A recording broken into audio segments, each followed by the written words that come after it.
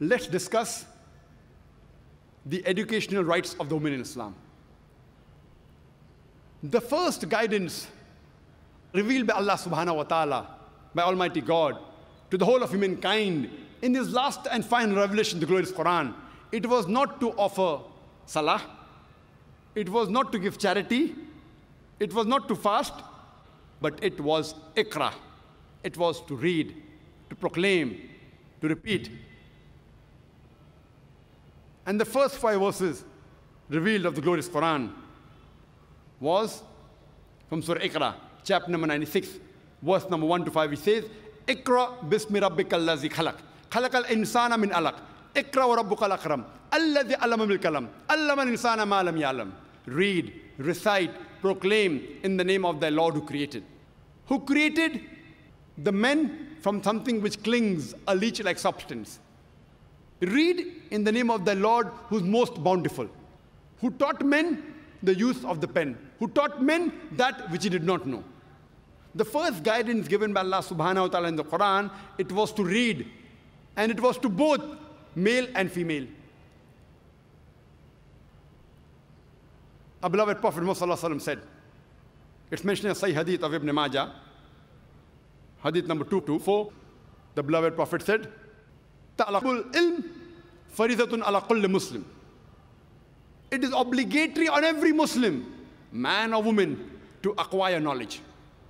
The Prophet specially told the parents to educate the children, especially the daughters. It is the duty of the husband to give education to their wife, especially religious education.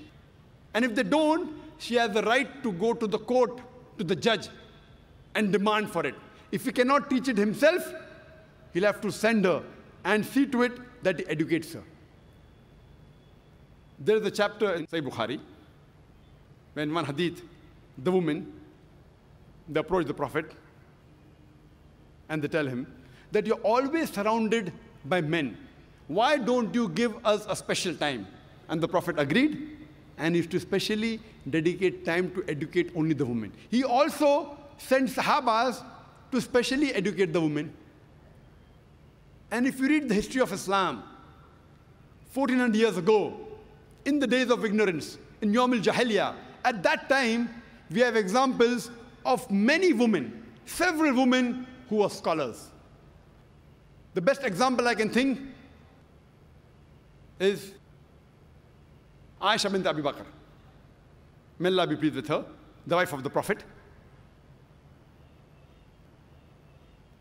And one of her very famous student, by the name of Arwa, may Allah be pleased with her, she says that I have not come across a scholar greater than Aisha, may Allah be pleased with her, in learning of the Quran, in obligatory duties, in lawful and unlawful things, in literature and poetry, in Arabic history and genealogy.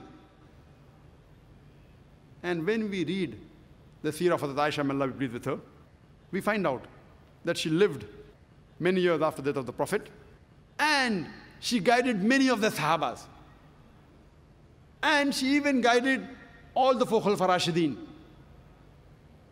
Many a time, when foreign delegations came to the Prophet, and when they discussed medicine, etc., Hazrat Aisha, may Allah be pleased with her, her memory was very good. She used to memorize them. She was also an expert in mathematics. And after the demise of the Prophet, many of the Sahabas came to her, especially while dealing with Mirat, while dealing with inheritance, because she was expert in mathematics. History tells us that she has taught several scholars. She has taught no less than 88 different scholars. So in short, she was a scholar of the scholars. And only on her authority alone, there are no less than 2,210 hadith reported. Only on the authority of Aisha, may Allah be pleased with her. We have the example of Salma, may Allah be pleased with her, who was the wife of the Prophet. And according to Imam an-Nawawi, she was the most intellectual woman amongst the learned women. And according to Ibn Hajar, he calls her as an authority. We have the example of Safiya, may Allah be pleased with her, who was the wife of the Prophet.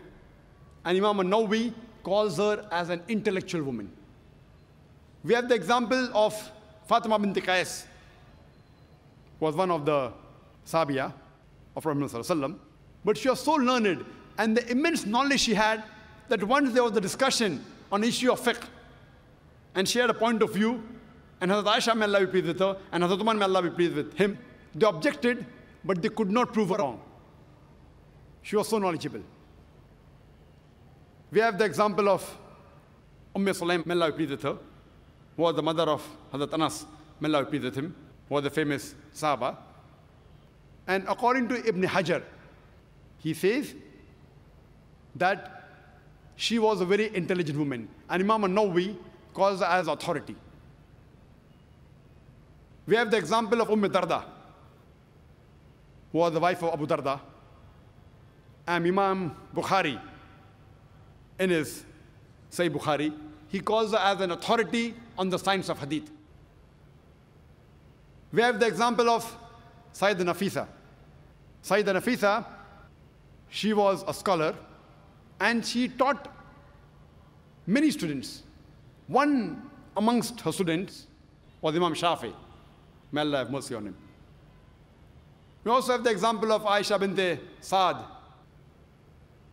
ibn Abi Waqqas. She too was a scholar, and amongst her students, one of the students was Imam Malik. May Allah have mercy on him. Rahimullah. Imagine in the days of ignorance, in Yawm al-Jahiliyyah, there were several women who were scholars. At that time, people were hardly educated, and imagine we have examples of several women who were great scholars.